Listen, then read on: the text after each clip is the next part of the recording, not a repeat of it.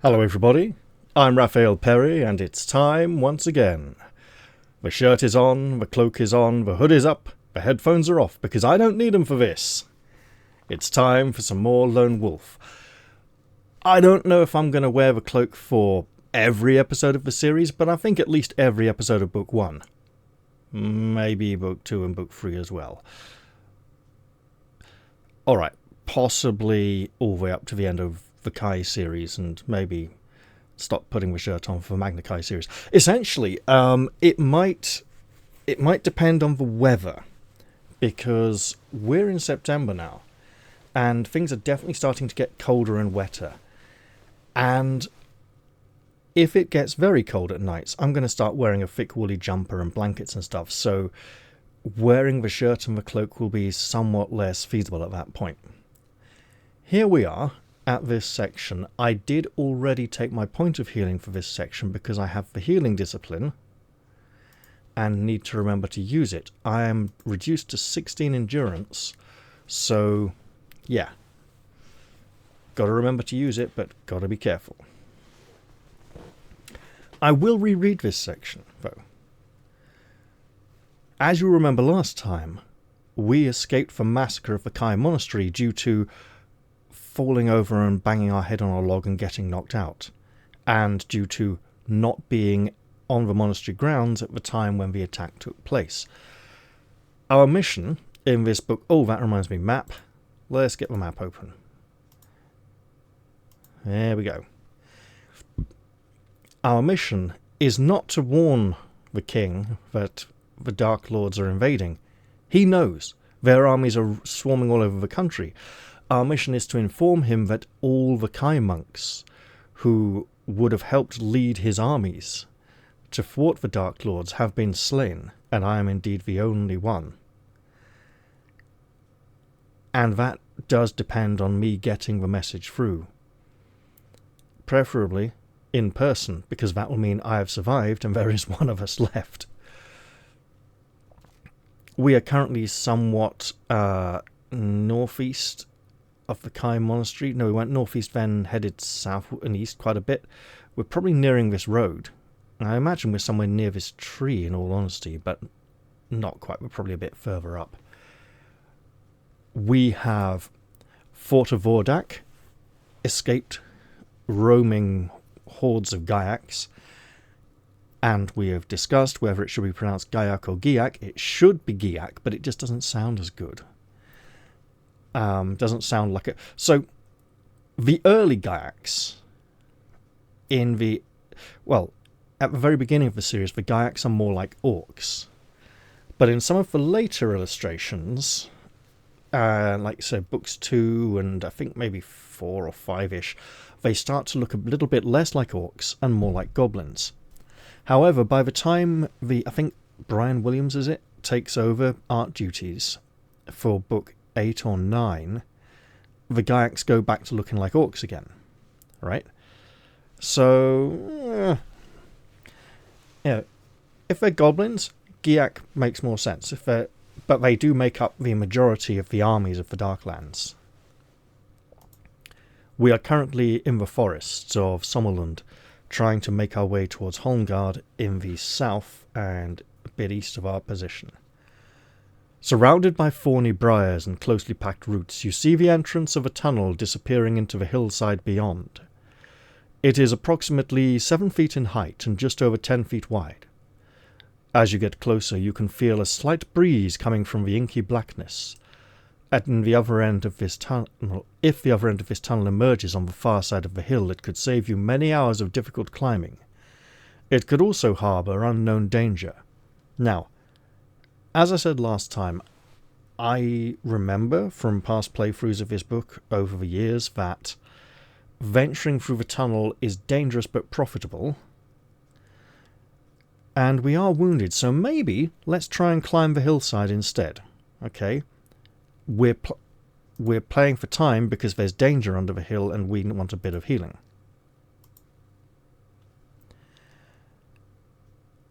As you begin to climb, you hear the beat of wings approaching from the west.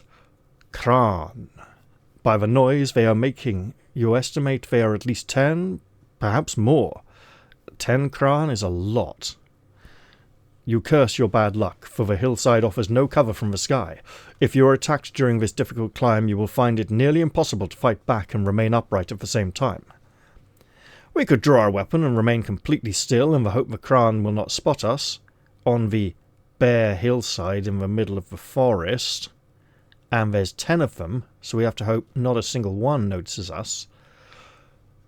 Or we could take our point of healing for this section, quickly descend the hillside and take cover in the tunnel, same section as we would have taken going into the tunnel. So through our indecisiveness, we have gained a point of healing.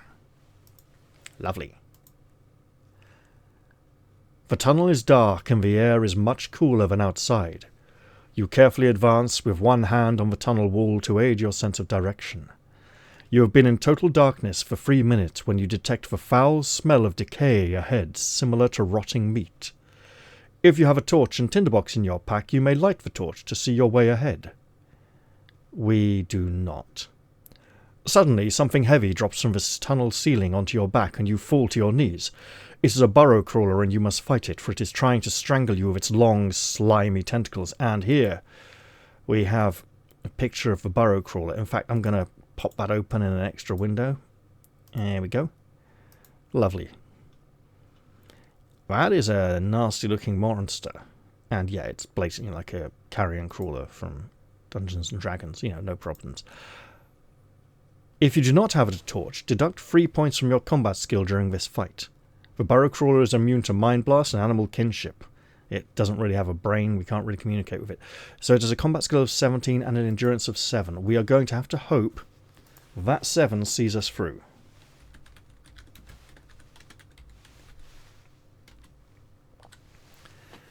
Because we're going to be down to combat skills 16 and fighting at -1 here. So we're going to want table of contents, combat results table. There we go. So let's fight. 10 is not 10. In this system, it's a nothing. But on the combat results table, the 10 is a 10. Ha ha ha ha. So at -1, the enemy loses 11 endurance and Lone Wolf loses none. We have been very fortunate. In the original books, they do have E and LW written before the numbers instead of in addition to the diagonal divide. In here, that is, we just have this little key down at the bottom here. 11 of its 7 endurance points slays it immediately in the dark, so we wrestle the thing off our back, pin it to the ground and hack at it with our axe until it stops moving. And for that we are grateful. This was a combat section, we get no healing. The slimy creature lets out a long, ghastly death cry and collapses. You are near to panic and scramble to your feet, grabbing what you think to be your belt from the jaws of the dead beast. You can see the light in the far distance and you sprint for it as fast as you can. When you finally emerge into the daylight, you fall onto the leafy ground and fight for breath in painful gasps. Slowly sitting upright, you notice that you are still wearing your belt. You had not lost it after all. What you grabbed from the jaw of the burrow crawler was a leather strap with a small pouch and a sheathed dagger halfway along it. You break open the clasp to find it contains 20 gold crowns. You may take both the dagger and the gold crowns if you are able to, and I absolutely shall. Feeling a little better now, you gather your equipment together and push on eastwards into the forest and regain a point of health. No comma, because it's healing in between wounds. So this 16 is 2 points healed, but not up to the 18 yet. So 20 gold crowns now. Can just put a 2 right there in front of a 0. And we have a dagger as a secondary weapon. I don't believe the series ever says you can't use big weapons because you're in tight, constrained conditions. It would be like no weapons, or all of them. We never get into a situation where it's like you can't use the spear, it's too long, you have to use a dagger here or something. The forest begins to thin out until finally you can make out a road through the trees ahead. The highway is full of people heading south. Many are wheeling their possessions along on handcarts. We could join the refugees and perhaps learn more of what has happened to the north. Or we could prefer to continue to move south, but under the cover of the trees. Now, if we join the refugees, there are some nice, fun encounters. But for my favourite encounter, we'll want to hold off and stay hidden. So let's rationalise this and take a point of healing, because it is a non-combat section. And there we go, we're up to 19. If we join the refugees, we can blend into the crowd and hide among them, especially if we had the camouflage skill, which is not one we have. We could give them hope as a symbol of the kingdom, but the refugees are a large group and we're trying to avoid detection by the enemies. If they see this large group of people, they don't need to know I'm there, they can just attack, and I'm trying to get to my destination safely. So we will not join up with the refugees and instead stay under the cover of the trees and move south, presumably on the western side of the road, because we came from the west. You have been travelling for about a mile when you notice 2 legs sticking out from behind a large boulder, and also, while you're at it, regain a point of endurance.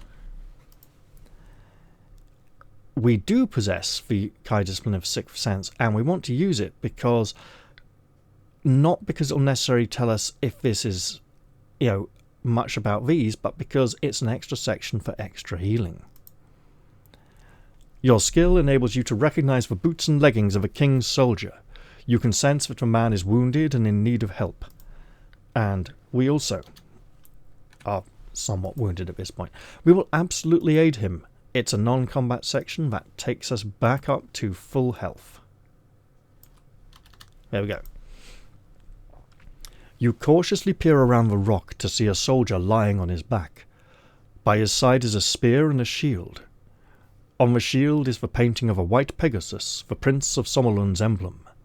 He is one of the prince's soldiers, and he is only just conscious. His uniform is badly torn, and you can see that he has a deep wound in his left arm. As you move nearer, his eyes flicker open. "Heal me, my lord," he begs. "I can barely feel my arm." We do possess the Kai discipline of healing, and absolutely wish to use it on this man. Placing one hand on his forehead and the other on his wounded arm, you feel the warmth of your healing powers leaving your body and give strength to the injured man. He tells you his name is Trimis, and he is a soldier in Prince Palafar's army. The prince and his troops are engaged in battle to the south with a large force of the Darklords creatures. I'll do that again.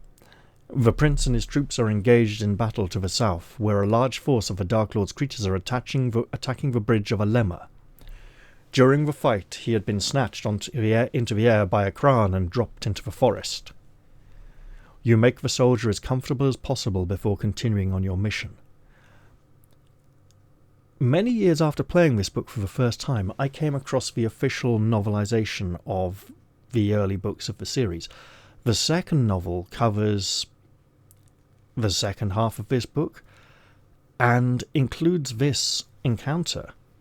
And Lone Wolf and Trimis have a whole conversation while he's healing him. And, he's doing more like first aid, and it's a good, well-written chapter. It's memorable. I don't remember any details of the conversation, but the fact that I remember it at all after all these years is great. You have not gone far when you hear a sound of battle to the west. We will follow the sound. Because while we are trying to get to our destination safely, there are other people who will need us, including those refugees we did not help. Ahead of you, you can see a large, fierce battle raging across a stone bridge. The clash of steel and cries of men and beast echo through the forest. In the midst of the fighting, you see Prince Palafar, the king's son. He is in combat with a large grey Gorgaz, who is wielding a black axe above his scaly head. Suddenly the prince falls wounded, a black arrow in his side. We will absolutely rush to his defence, but first, Let's get this picture open. Now,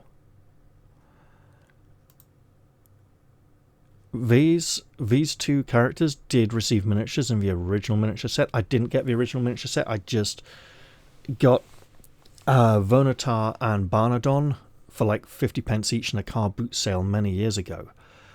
And then I got a second Vonatar at some point, second-hand painted from a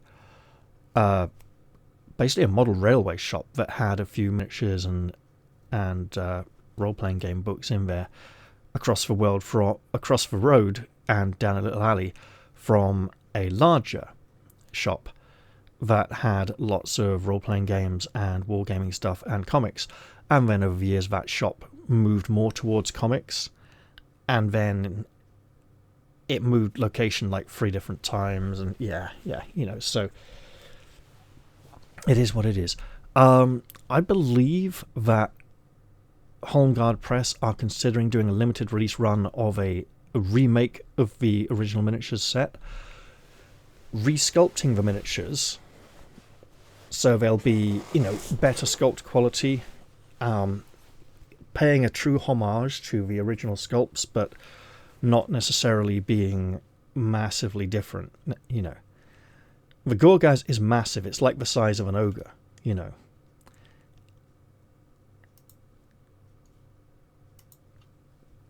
But honor compels us to do this.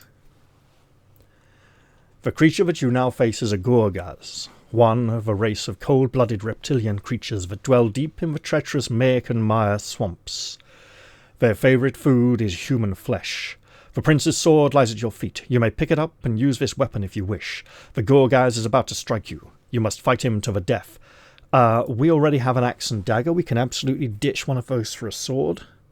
The axe is kind of iconic. We started the book with it, but using the prince's own blade to defend him seems very perfect. So we will take his sword. Not that we have weapon skill.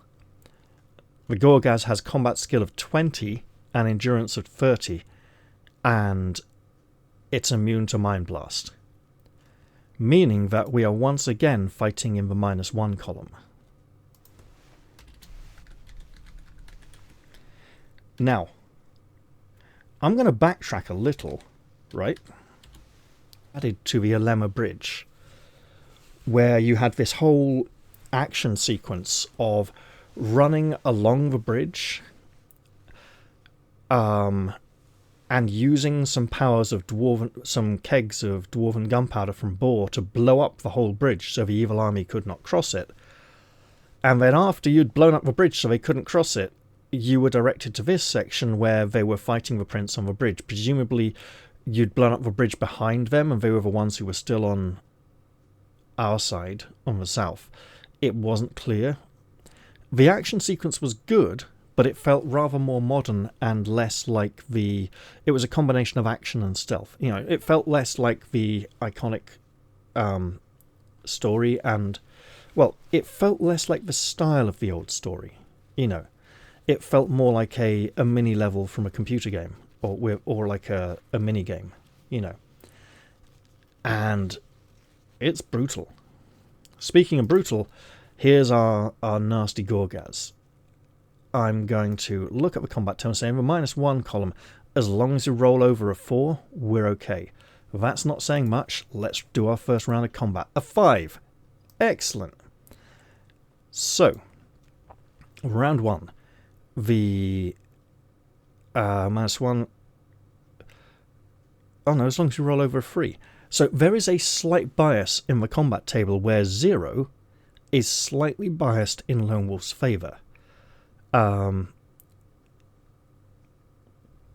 To get one where middling results are kind of similar, you're looking at one of these two columns, I think.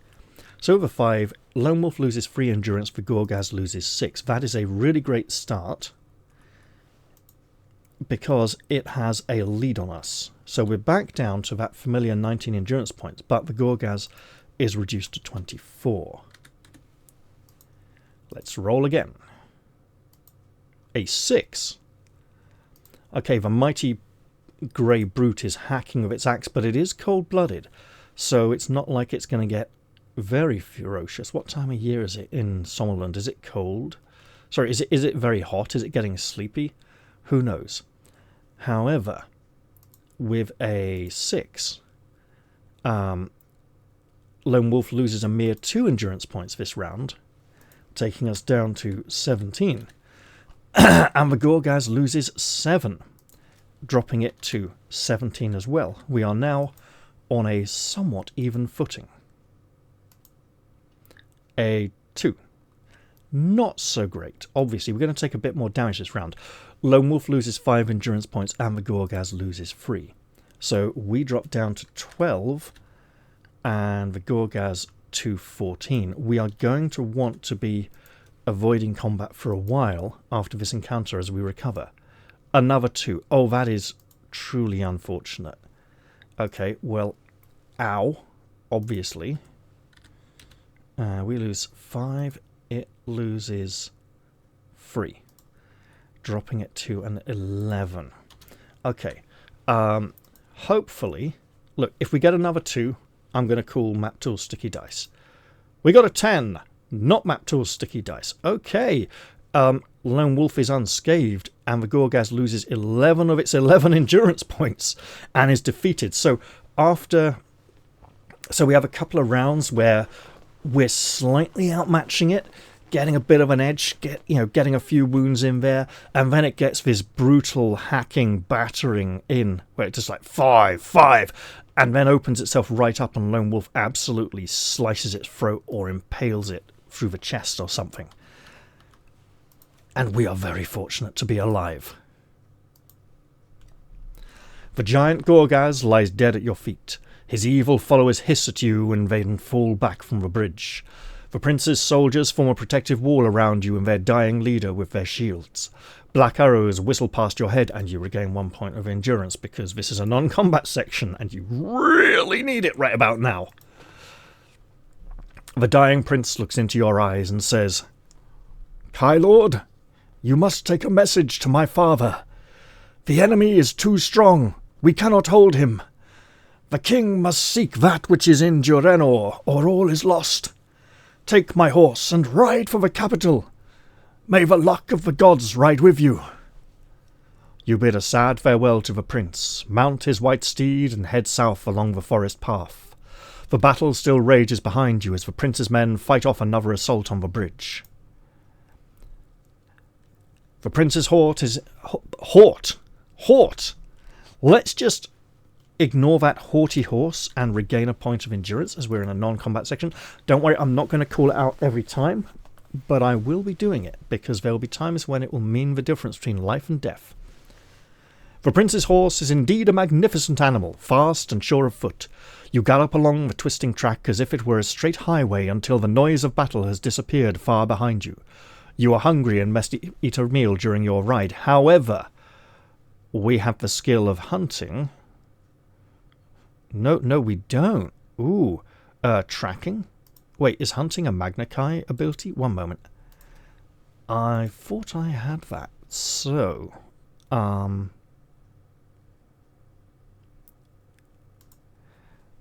hunting. We do not have hunting, so we must eat a meal. We have 6th sense, tracking, healing, mind shield, and animal kinship. We have 1 meal. It is now inside us.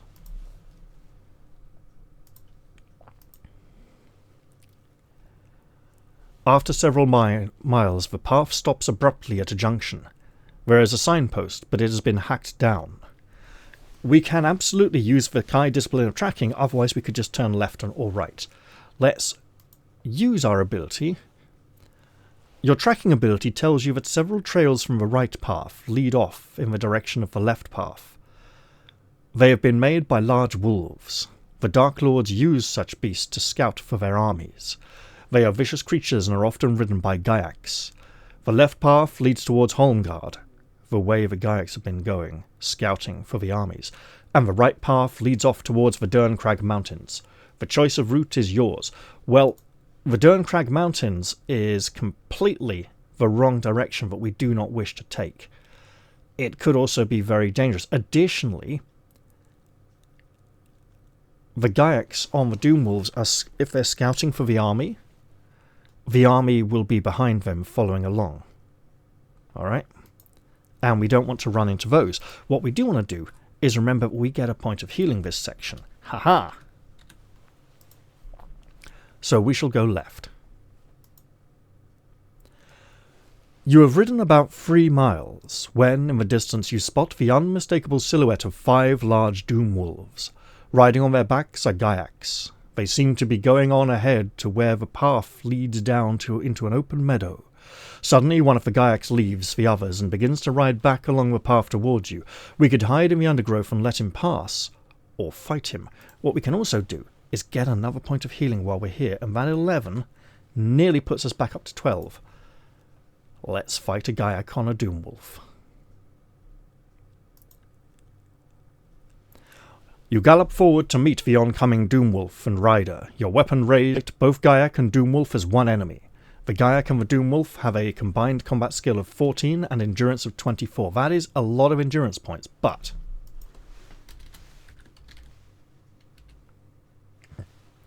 we're fighting in the +5 column. So that's got to count for something. I'm not even going to look at it. It's much better than -1. We roll a 9. Excellent start. In the +5 column, a 9 is Lone Wolf takes no damage. The Gaiac and the Doomwolf take 16 points of damage, dropping that mighty endurance of 24 down to a mere 8. Let's roll again. This could be the fight. A 1. Not quite so much. Okay, well, a 1 in that column. Lone Wolf takes 3 damage. The enemies take 8. So, as the Gaiac is dying, the Doomwolf kind of rakes and claws at us with its paws. And we take a nasty 3 damage, going down to 8 endurance points, which is higher than the 7, but it's a fresh wound on the 11, so the 8 needs to heal up to the 11 before we can heal past the 7 to a 12. I have reasons for tracking things this way, okay? It makes sense to me. I'm on the autistic spectrum. It's fine. The beast and its rider lie dead. You notice a scroll tucked into the Gaiac's belt. You may take this if you wish, but remember to mark it on your action chart. The other Doomwolves are charging along the path towards you. Let's take a point of healing and take the scroll.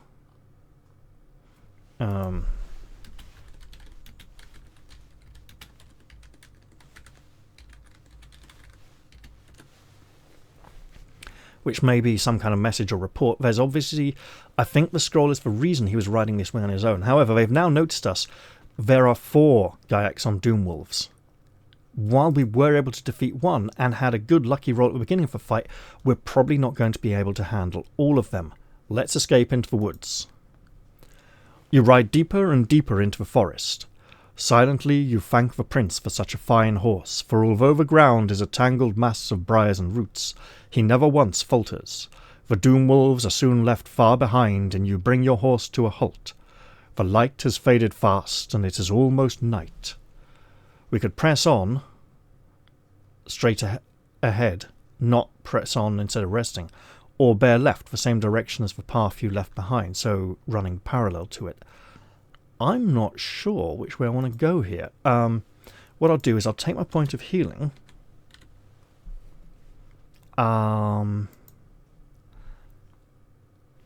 Okay. Fighting fancy rule. If you can go straight ahead, you can. If you can't go straight ahead, you go left. If you can go north, you can. If you can't go north, you go east. The fighting fancy rule is a default in case you have no other indications of what would be a better thing to do. So straight ahead we go, presumably riding southwards towards... We are south of... Wait, are we south of the river? We must be, because we crossed the bridge, right?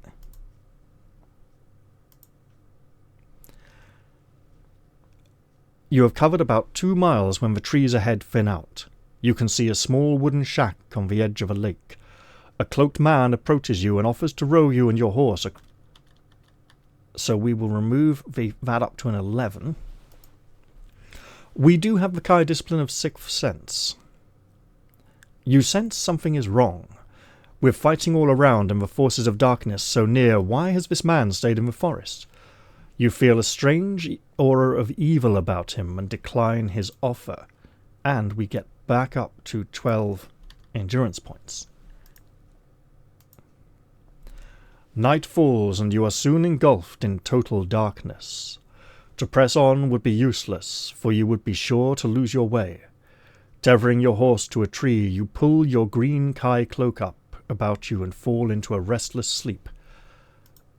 I believe I haven't taken healing for this section, and that I got to the 12 here on 296.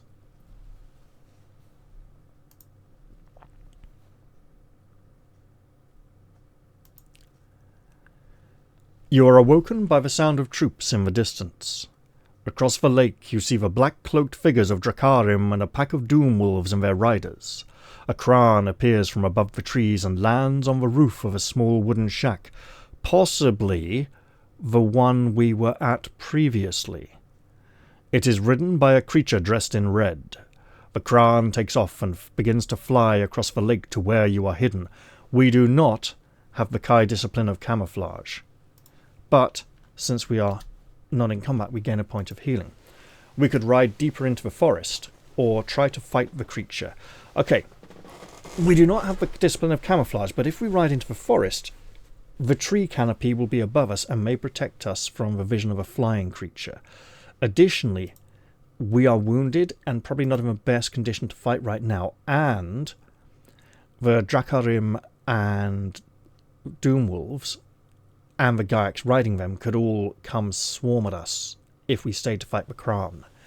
It's not about whether we can defeat it, it's about avoiding attracting unwanted attention. Let's ride deeper into the forest. As you push on into the forest, you hear the wings of the Kran pass above the trees and disappear northwards. You ride on for nearly an hour until you have come to a clearing. Now, that means it flew south across the lake to check for us, and then it went northwards. Meaning someone at the cottage told it I had been here and to come look for me. Not meaning that it saw me before I entered the forest. You ride on for nearly an hour until you come to a clearing. On the far side is a track that leads off to the south. Let us take our point of healing for getting here first. We could enter the clearing and take the south exit, or skirt the edge of the clearing and pick up the trail further on. There may be more Kran flying overhead that we are not aware of. I think I want to avoid the clearing for now, because this is about being a bit sneaky, surviving, making it through to the end of the mission. Delivering the message is our objective. You spur your horse to a gallop and race down the skirt the edge of the clearing. No, it seems to be correct. I mean, just a moment. Yeah. Kran fight in the clearing. Glad I avoided that, hey? Oh, wait, no, what I was going to do is check. I want to check if this connects up, okay? If you win, leave as quickly as possible, 1 minute. Okay, so same, and another Vordak gem. We do not want to mess with Vordak gems, they are nasty. So, it is correct, it's just assuming that this is written as if we're trying to move on quickly from the clearing, in case we had fought the Vordak and don't want to experience it anymore. So we skirt the clearing, rejoin the road, then you spur your horse to a gallop and race down the long straight path. In the far distance, you can just make out the silhouette of Holmgard on the horizon, its high walls and tall spires glinting in the morning sun. Your path joins a highway running from north to south. It is the main turnpike road between the northern port of Toran and the capital. You set off towards Holmgard, your eyes peeled for Kran in the clear morning sky. And that takes us to 16. You have ridden several miles and have seen no sign of refugees or of the enemy. You race on towards a high ridge in the middle distance. You should be able to see the capital from there. As you reach the peak, the sight that meets you on the far side is one of hope, but there is still one challenge you know you have to face. Apart from going back up to 17 endurance points, that is. Before you are the tall, grey-white walls and glimmering spires of Holmgard, the city's banners fluttering from the battlements in the fresh morning breeze. Stretching out towards the west, the river Eladil traces its course from the mountains of the Derncrag Range to the Holm Gulf. But below the mountain peaks you can see a vast black army marching relentlessly on towards the capital. To your right you can see the highway heading off over the rolling plain towards Holmgard. At a gallop you could make it to the outer fieldworks of the city's defences in less than an hour, but you would be in the open for most of the time and vulnerable to attack by Kran. Directly ahead of you, a wide river drifts sluggishly towards Eladil.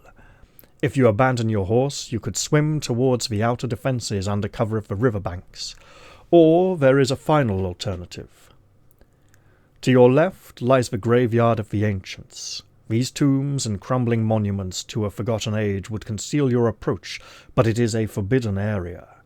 Many are the unnamed horrors that lie there in restless sleep, waiting to consume the unwary trespasser. We could try our luck on the highway, going for a burst of speed on the horse. We could feel we stand a better chance of reaching the capital by the river, or we could feel brave enough to risk the unknown perils of the graveyard of the ancients, which I seem to remember being dangerous, but with some nice rewards in there. I think, for now, I will leave that decision until next time. So I'm going to end the episode here. I hope you've all enjoyed this one, and I'll see you all in the next one. Not because I haven't decided which way to go, but because I've had a few fights already and don't particularly want to risk my luck anymore. I've had lots of good dice rolls and bad dice rolls, and it could all take a turn for the worse pretty soon. I feel like a bit of a rest to refresh myself, and I'll see you all next time. I hope you've all enjoyed this episode, and be careful out there. Don't let the armies of the Darklords get you. We'll make it through this journey. I believe in us. Bye for now.